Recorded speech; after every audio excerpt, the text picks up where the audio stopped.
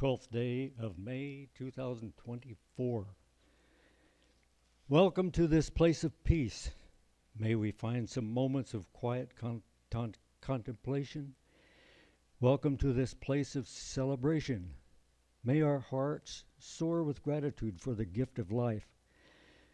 Welcome to this place of sacred love. May we gently hold all that is broken here. Welcome to this place of inquiry. Here, may we be challenged to open our minds and hearts ever wider. Come into this place of community. May we, together, draw the circle of love and justice ever wider. Welcome to this sacred place. Come, let us worship, celebrate, grieve, and love together. If you are watching online, please sign into the chat box so that we may know who is attending, and it will allow you to send in your joys or concerns. I'm Ron Goen, and I will be assisting Reverend Kevin Carson in the service this morning. Jessica Cooper is at the piano. Marty Carson will do the children's time, I think. And Vic Allen is our technical person. We have several announcements this morning. First of all, please write your joys and concerns on a slip of paper back there by Victoria. And please silence your cell phone.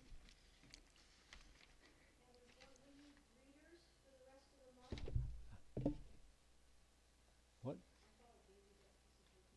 Okay. One of the announcements is that we need people to sign up as greeters. Another one is that our service next Sunday will include a blessing of the animals. This will be an intergenerational service, so children will remain with their families. Everyone is invited to bring their furry or scaly companions to this service to be recognized and to be blessed by our community. Today is our Change for Change Sunday, and the organization that will be the recipient is the Community for Youth in Action. No, it's just Community Youth in Action here in Idaho Falls. And the other, as hopefully we all know, today is our second Sunday shared dinner after the service. Okay. At this time, we'll prepare ourselves for worship. I will ring the peace bowl 3 times.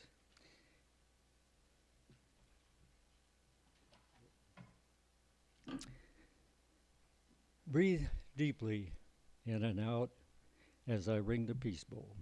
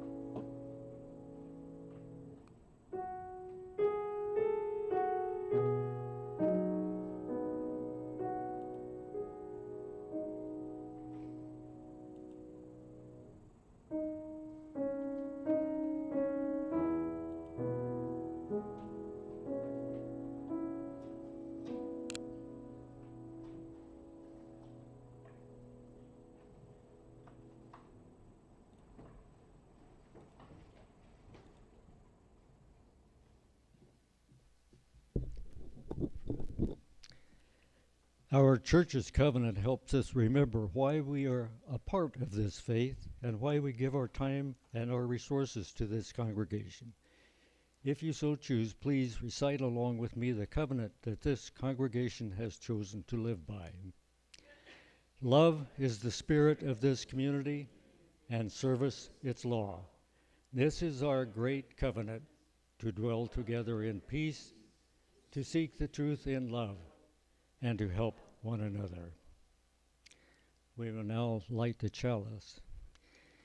In the lighting of this chalice, we invoke the spirit of unity and diversity. May its flame remind us that in our differences we find strength, and in our common humanity we find connection. And now it's time for a community greeting.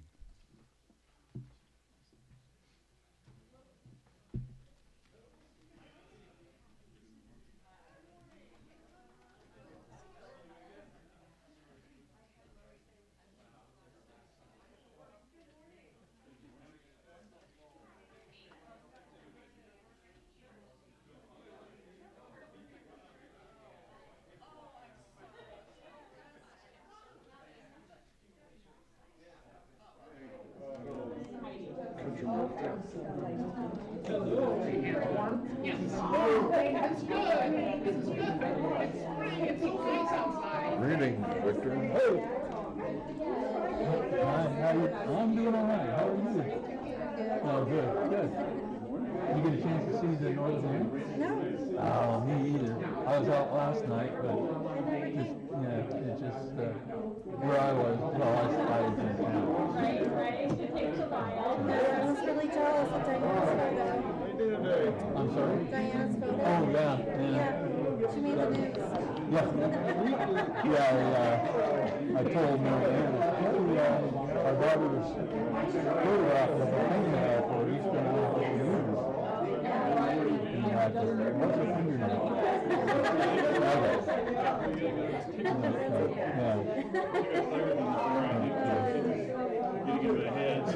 Yeah, we really live pretty rural area, and there's a lot of life. Now, this doesn't take very much to walk down.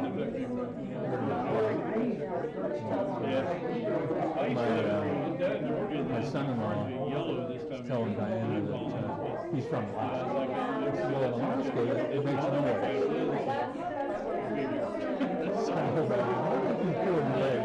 I never heard of it making any noise.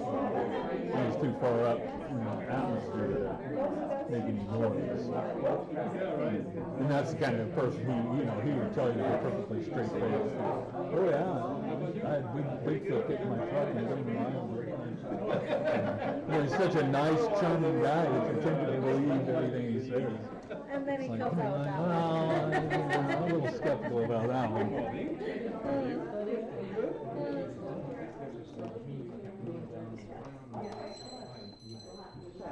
Happy Mom's Day.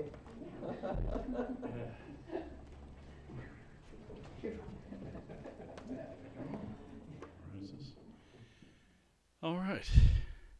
Well, our call to worship this morning is called The Complexity of Motherhood by Leah Ongiri. On Mother's Day, let us mark how beautiful and complex it can be to mother and to be mothered. To those who have mothered, we thank you. To those who rejoice in the work, the role, the presence of mothering and mothers, we celebrate with you. To those who are in the thick of parenting children of any age, we appreciate you. To those who experience loss through infertility, abortion, miscarriage, adoption, or running away, we mourn with you. To those who have lost their mothers, we grieve with you. To those who have endured abuse at the hands of their mothers, we acknowledge you. To those who experience pain at the marking of this day, we witness you. To those who are single moms, grandmoms, stepmoms, foster moms, adoptive moms, mentor moms, and spiritual moms, we need you. And to those who are pregnant with new life, both expected and surprising, we anticipate with you. May we reflect with gratitude on the wide spectrum of mothering that happens in our lives and in our communities.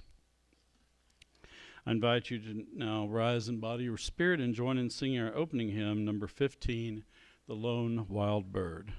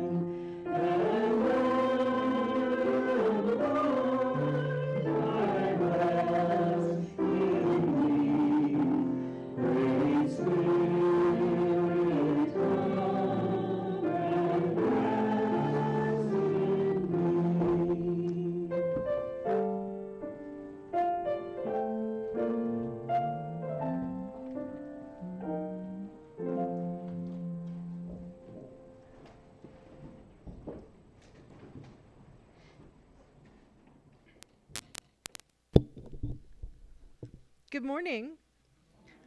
I have a tale today, a nonfiction tale about the mothers in the origin of Mother's Day, how it came to be by Heidi Stonehill, and Kevin rearranged it for me so I could share it with you all today.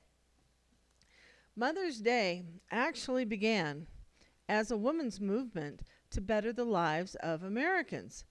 Its forgotten origins spring from two lifelong activists who championed efforts toward better health, welfare, and peace.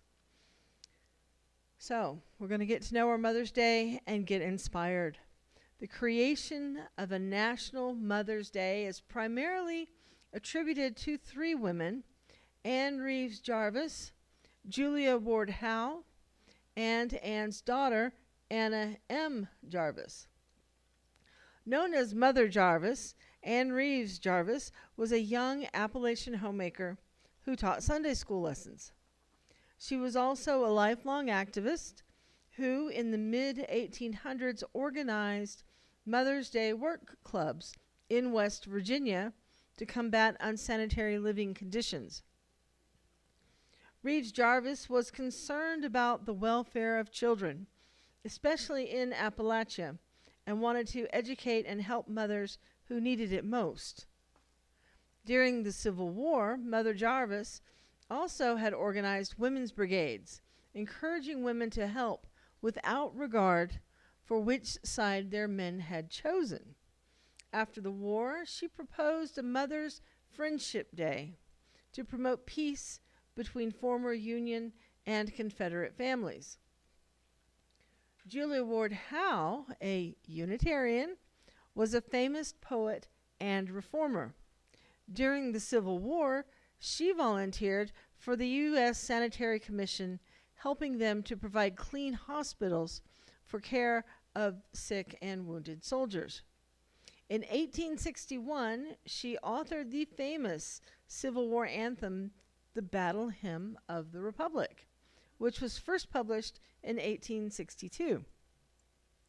Now, around 1870, Julia Ward Howe called for a Mother's Day for Peace, dedicated to the celebration of peace and the eradication of war.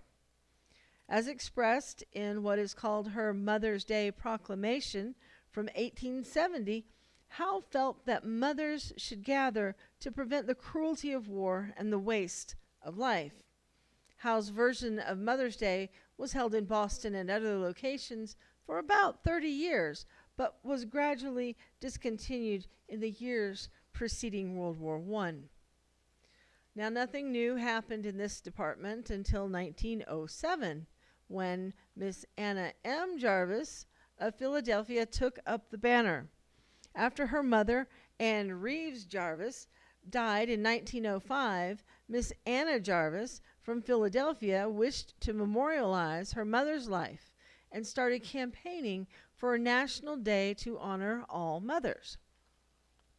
I hope and pray that someone sometime will found a Mother's Day commemorating her for the matchless service she renders to humanity in every field of life, Anne Jarvis once said.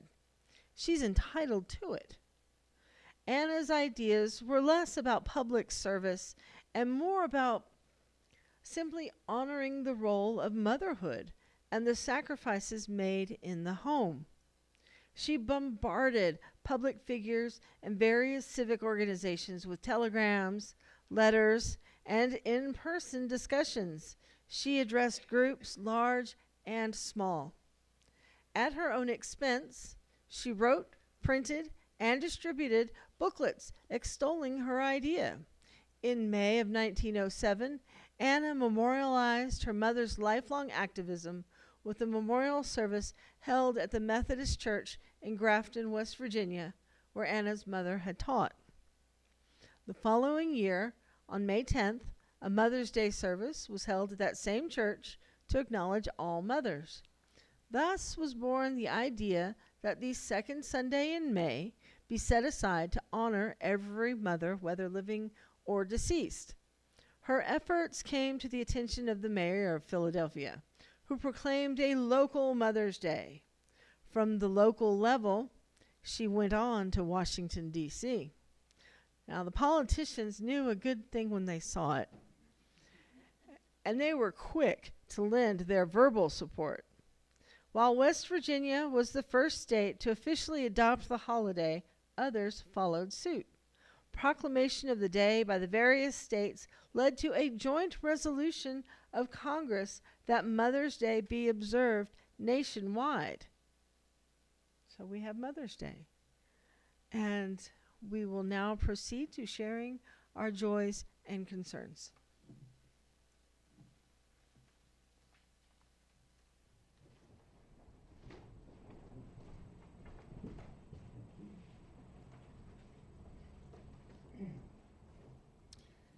Reverend Kevin will light a candle as I read these joys and concerns. First of all, a joy from Victoria.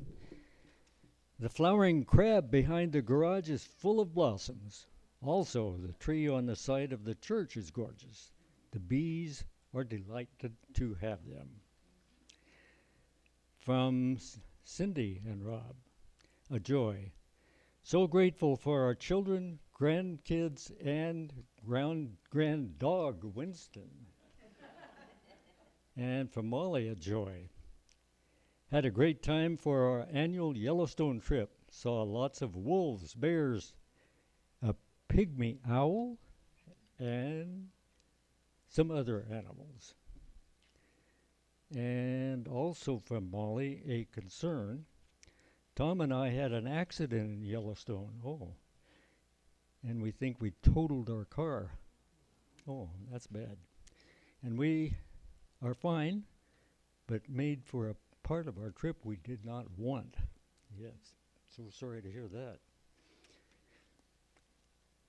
And from Victoria, joy. Thanks to all mothers and women who support them. We also appreciate mothers of non-human species to fill our earth with beauty. And I have both a sorrow and a concern. My son-in-law died in the Boundary Waters canoe area, wilderness area last week in northern Minnesota. And my concern is my daughter. Are there any concerns in the chat box? Attended my granddaughter's drama class finale last night.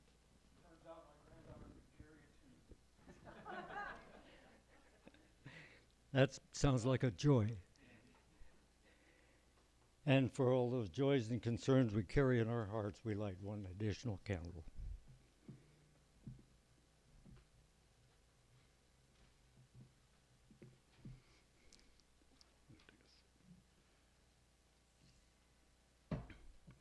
Our reading this morning is from the book The False White Gospel, Rejecting Christian Nationalism, Reclaiming True Faith, and Refounding Democracy by Jim Wallis. And a note on this book is that although the reading contains some traditional Christian language and reverence for Scripture that may not appeal to many of us, Reverend Wallis speaks from within a liberal evangelical perspective that is adamantly opposed to Christian nationalism. I feel we can learn a lot from hearing his critique from a liberal Christian perspective. And I'll note that this book was just recently released this year, and I have only read parts of it, but so far it has been very good, and I would recommend it. On gender divisions, one claim that is prominent in the church today is complementarianism, the idea that women ought to have roles that complement men rather than holding positions of authority supposedly intended for men. Proponents of complementarianism believe that only men should be ordained in the Christian church. Such views are particularly common among those ascribing to the ideology of white Christian nationalism. Results of a 2023 recent poll administered by the Public Religion Research Institute indicated that 7 of 10 people drawn to white Christian nationalism also believe that wives should submit to the authority of their husbands. Structures of patriarchy, both inside and outside the church, are central to the message of white Christian nationalism. And yet, by declaring that there is no longer male or female in his letter to the Galatians, the Apostle Paul insists in no uncertain terms that men are not superior to women in the eyes of God. In doing so, he unseats the claim of men to hold sway over women in the church, in society, and in relationships. If male and female are equal in the eyes of God, then so too should they be in the eyes of men and women. Paul's words here in Galatians are therefore a challenge to the complementarianism that has created a void in Christian leadership and a hindrance to family life by preventing women from exercising their equal rights to authority and using their fullest gifts. This verse shows that the church has, in past generations, maintained unbiblical support of a paternalistic church and family order, writes Christian theologian Paul King Jewett. This has kept Christian women from rising to their God-ordained place of equality of position and authority alongside men in the leadership of the church and in the family. While some of Paul's writings and other epistles conform to particular situations and even controversies in those settings, the Galatians text is more theological than pastoral and clarifies the vision of transformation of gender relationships brought about in Christ. And significantly, that was very evident in the ways Jesus himself treated and related to women, and even how the Apostle Paul shared leadership in the earliest Christian communities with several women. An offering to support the mission of this church will now be given and gratefully received.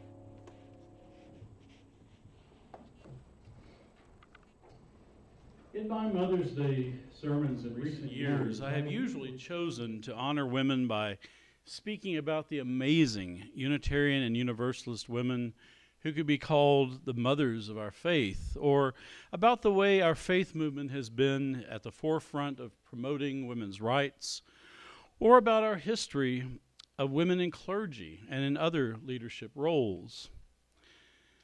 But the more I thought about a topic for this Mother's Day, it just felt wrong to speak about the progress of the past when the rights of women are being eroded by terrible decisions from the Supreme Court, and when a rising tide of dangerous Christian nationalism has found political allies to advance an agenda intent on the subjugation of women. I apologize to anyone who may think this is too heavy a topic for a Mother's Day sermon, but such are the times we live in. The stakes are just too high to ignore what is happening, and it is important that we remain vigilant and committed in the ongoing struggle to recognize and promote women's rights. I can think of no better way to honor our mothers and all women than to speak against the injustice and explore the ways we can respond. After all, as you heard in the Time for All Ages, Mother's Day did not begin as a hallmark holiday for sending cards and flowers to our mothers, but as a day to promote peace and protest the horrors of war. It was the idea of courageous women activists in the 19th century who fought the good fight on many fronts. America has made progress since those days, but even before this latest round of attacks on women's rights, we had still not fulfilled their dreams in some areas, especially when it comes to equal pay for women. And the broad assault on women's rights that is happening now is unprecedented. Those of us who think this is unacceptable, whatever our gender identity, must fight back. We simply cannot allow America to turn back the clock to the bad old days of women as second-class citizens, undoing the progress we have made. And though we could identify other accomplices in the latest struggle, those who embrace a Christian nationalist ideology are the main antagonist we need to understand and reject. And unfortunately, many now hold positions of power in government. After I wrote the description of today's sermon topic on the website, Rejecting Christian Nationalism as a Feminist Issue, I realized it was possible to read it two different ways. My intended way in indicating that rejecting Christian nationalism is indeed a feminist issue, or you could take it to mean we should reject the idea that Christian nationalism is a feminist issue. I thought about changing it for clarity, but then I realized that both perspectives are basically true. I do believe that a fundamental element of the agenda of Christian nationalism is a blatant assault on women's rights. And therefore, rejecting this ideology is a feminist issue. But I also believe that the threat of Christian nationalism is more pervasive than the subjugation of women. So it is not only a feminist issue. It is an ideology that impacts a variety of intersectional justice issues and the very foundations of our society. As it says on the National Organization for Women's website, Christian nationalism becomes a feminist issue because it directly impacts and impedes the ongoing struggle for women's rights. The collision between Christian nationalist ideologies and the goals of feminist organizations underscores the importance of addressing the broader societal context in which these issues unfold. In this dynamic landscape, the fight for women's rights becomes not only about specific policies, but also about preserving the principles of equality, autonomy, and justice for all women. At its core, it is important to acknowledge that Christian nationalism is more accurately called white Christian nationalism. It is deeply racist and always has been. As Jim Wallis points out, you can trace the origins of white Christian nationalism back to European colonialism and the infamous doctrine of discovery that condoned the conquest of non-white savages and the enslavement of Africans and Native Americans by white Europeans in the name of Christianizing them for their own good. And in recent decades, white Christian nationalism is driven by the fear of the inevitable changing demographics of America from a majority white society dominated by white men into a majority minority society of diverse ethnicities and gender identities, where power must be shared through the democratic process. This scares the heck out of white Christian nationalists. Jim Wallis sums up the white Christian nationalist agenda in a single sentence: to prevent our changing demography from changing our democracy. White Christian nationalists do not want to empower non-whites or women and long for the days of unquestioned white male hegemony. However, in the wake of January 6th, I would challenge Reverend Wallis' assertion about whether they want to keep any form of democracy at all. In America and in several other countries, a disturbing number of politicians on the right now seem to favor a totalitarian form of government that would end democracy as we know it. Most of the veterans of World War II are dead now, and so maybe it's a time for everyone to study what happened in Italy and Germany in the 1920s and 30s and how that did not end well for anyone.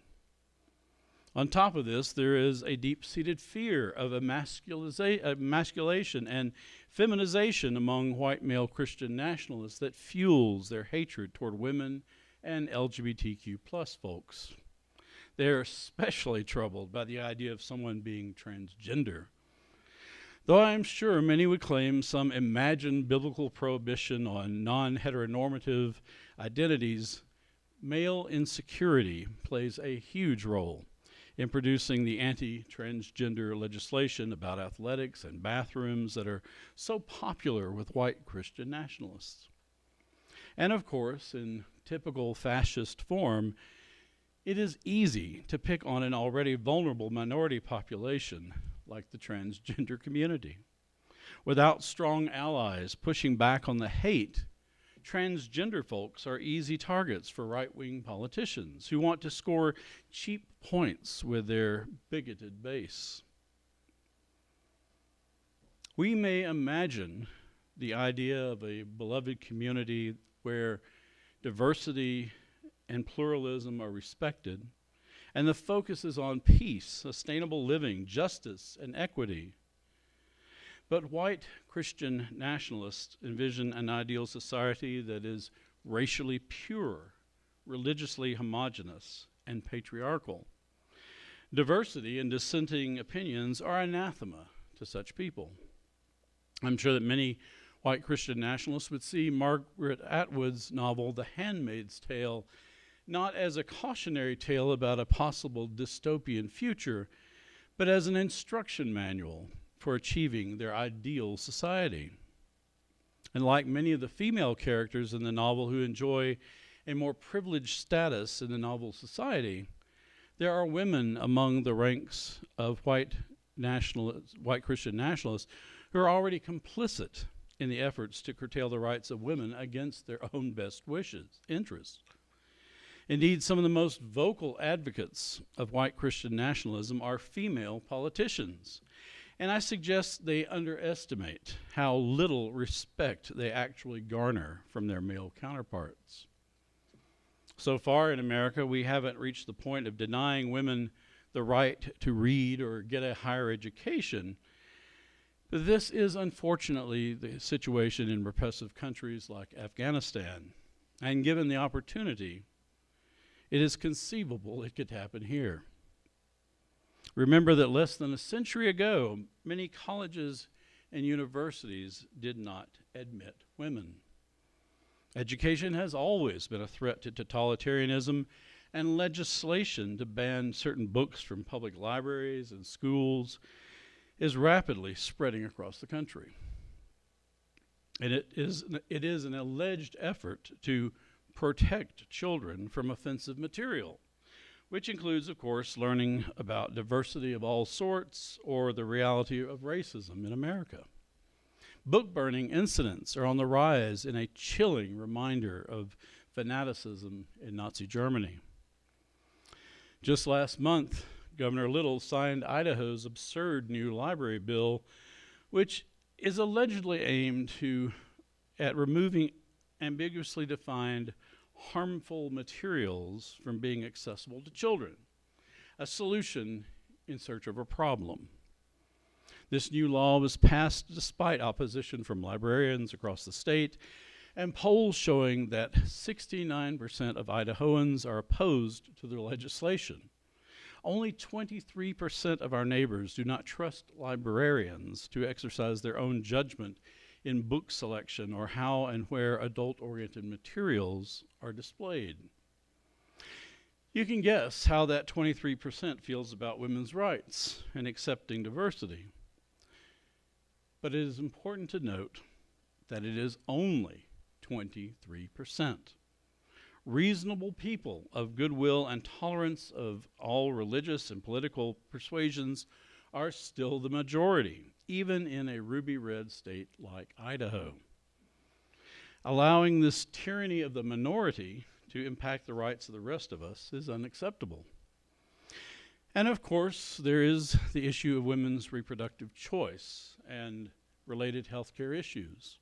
After the June 24th, 2022 Supreme Court ruling in the Dobbs versus Jackson Women's Health Organization case, which involved a challenge to a Mississippi ban on abortion at 15 weeks, the precedent of Roe v. Wade was overturned, sending abortion rights across the country into turmoil. Idaho was among the states to enact one of the most restrictive abortion laws in the country, and our state has routinely made the national news in a bad way ever since. OBGYNs are leaving their practices in Idaho out of fear of prosecution, and women facing serious health threats because of their pregnancies are being forced to leave the state for appropriate medical care. At least there are still neighboring states where they can get care, though it often means hours of travel and expenses that are difficult or impossible for some women to cover. There are groups that have formed to assist women with their transportation and expenses, but it is appalling that they need to help Idaho women escape from oppression.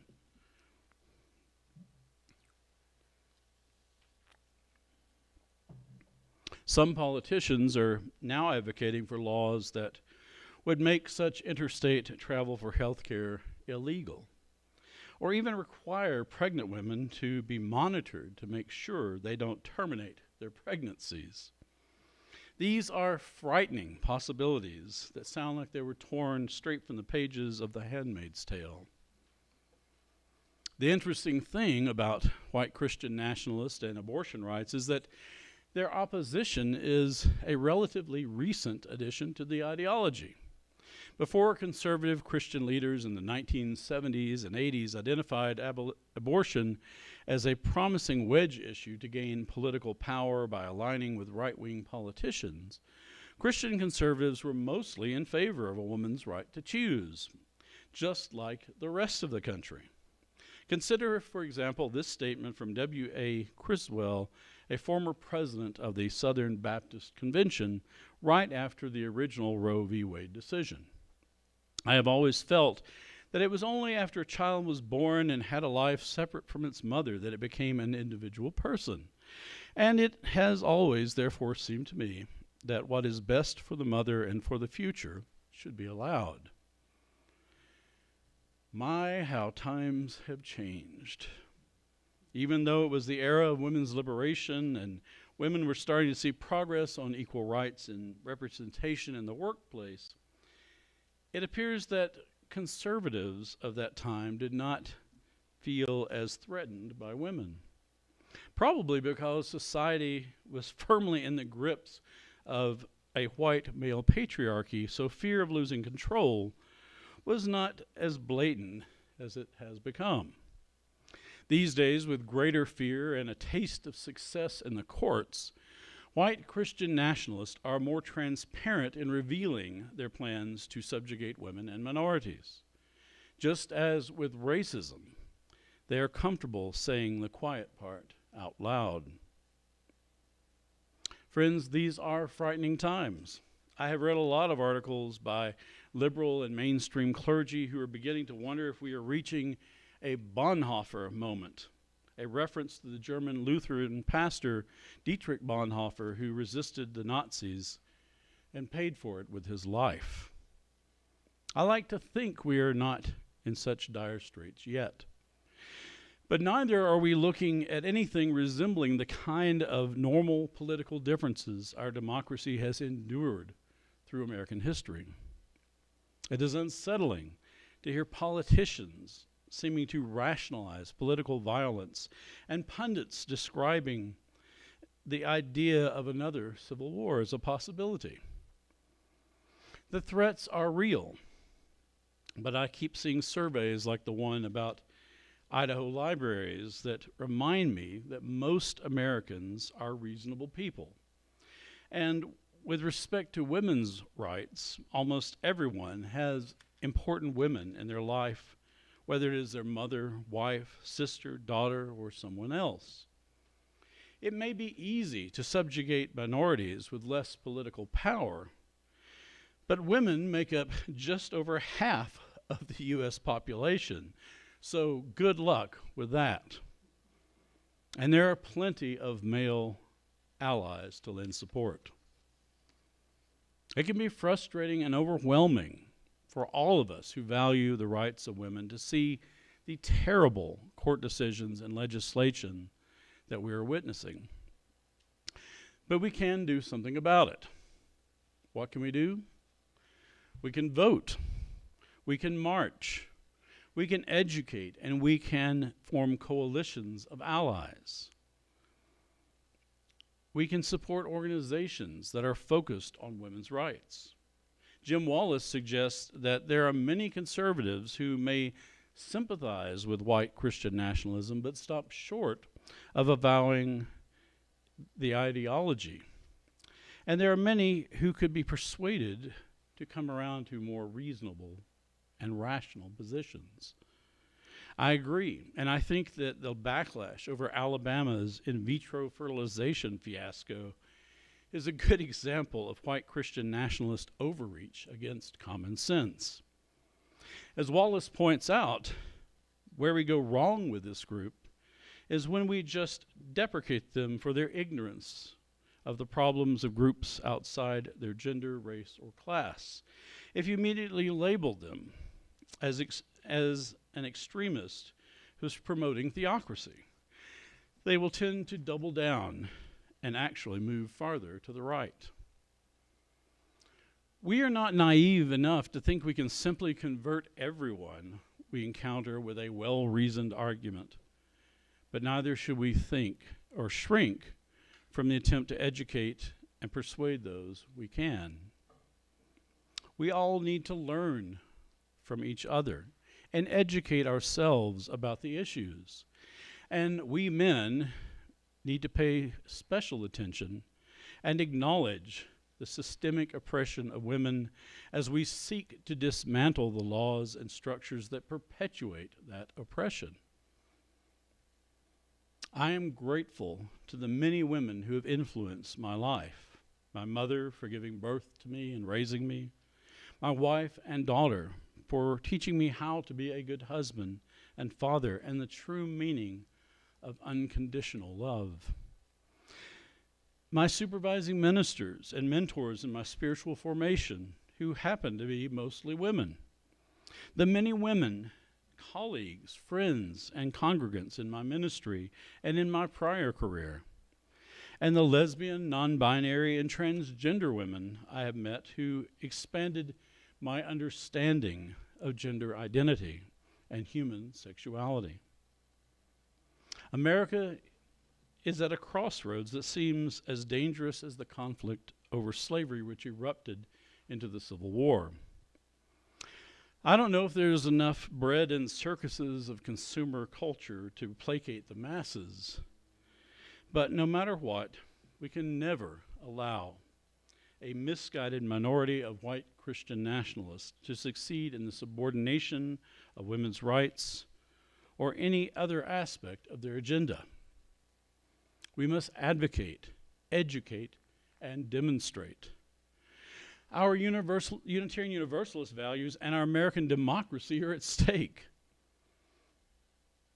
On this Mother's Day, let us invoke the memory of the great cloud of witnesses from Anthony Mott Stanton and Julia Ward Howe to the feminists of the 60s and 70s down to the present time. Let us draw hope and courage from the spirit of their convictions. Let us remember the many women in our lives who and oppose those who would deny their equality and rights. The beloved community, centered on love, demands nothing less from us. May it be so. I invite you to rise in body or spirit once again and join in singing our closing hymn, number 331, Life is the Greatest Gift of All.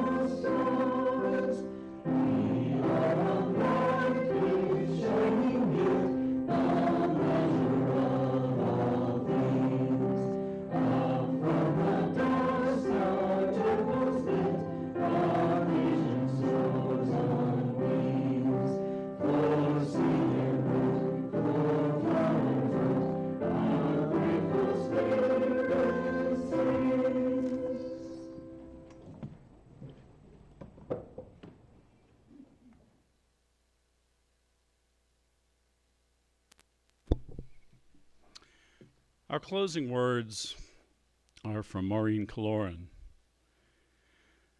Let us tell the stories of mothers, stories that could be true. Let us tell of warm mothers, soft and round, likely to be found with flour on their nose and always ready to pour you a glass of milk to go with the cookies on your plate. These mothers are increasingly rare.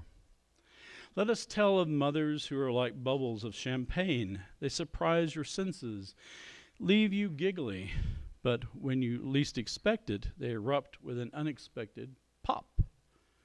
Stories that could be true. Then there are grouchy mothers, stressed mothers, exhausted mothers, faces lined with worry and spirits tired and gray. Other mothers are wise and reliable, not prone to many words or to a lot of noise, but you know that when you need them, they'll be there. Let us tell of fierce mothers, the ones who love you even when you're wrong. Let us tell also of absent mothers, whose memory shimmers at the edges of your heart. Let us tell of distant mothers, cruel mothers, loving mothers, giving mothers. There are walk-away mothers, save the world mothers, too busy mothers, mothers you cry because you lost them, and mothers who make you cry because you can't. Stories that could be true. May we hold in our hearts the mothers we have known, those who loved us and those who tried. May we forgive the mothers who didn't get it right and try to release the knots of disappointment, anger, grief, pain. May we hold in our hearts the truth that mothering, nurturing, is a task that belongs to us all. However old or young you are, whatever your gender, you may make extra room. May you make extra room for nurturing in your life this week. May you say something real and to a harried store clerk. Give a coworker a genuine compliment. Take time to listen deeply to a friend. In our shared silence, we remember and reflect and create anew the stories of love and nurture from this point forward, stories that can be true.